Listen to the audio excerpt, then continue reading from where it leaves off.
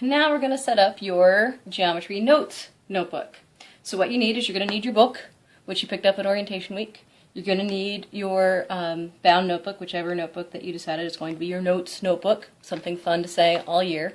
You're going to need the Chapter 1 summary guide, also picked up during orientation week, also known as the green sheet because it's on green paper.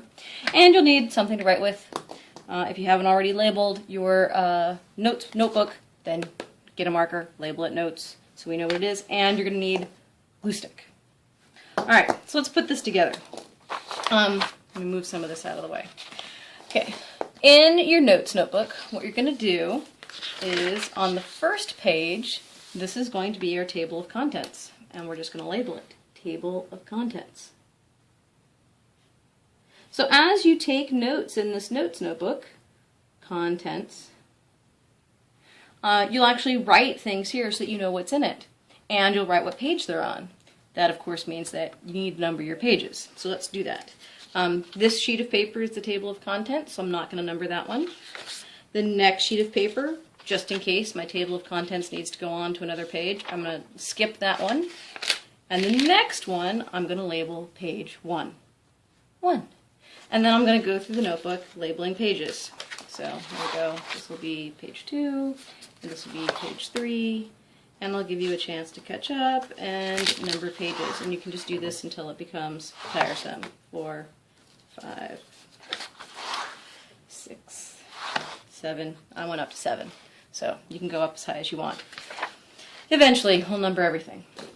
Okay, what we're going to do is on page 1 is we're going to put the Chapter 1 summary guide. And this is the piece of green paper that you picked up at orientation week. Looks like this. It says right on it, summary guide, also known as the green sheet. Okay, so let's go to page number 1 and put it in there. So if you take a look at the back, you'll notice that it has some dotted lines here.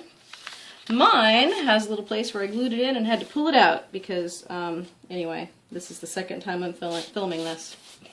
We've got our green sheet. Notice that on the back it has a little dashed line here. And it says to fold and match it up to this dashed line. So that's what I'm going to do. I'm going to match it up to my dashed line, hold it in place, and then fold it.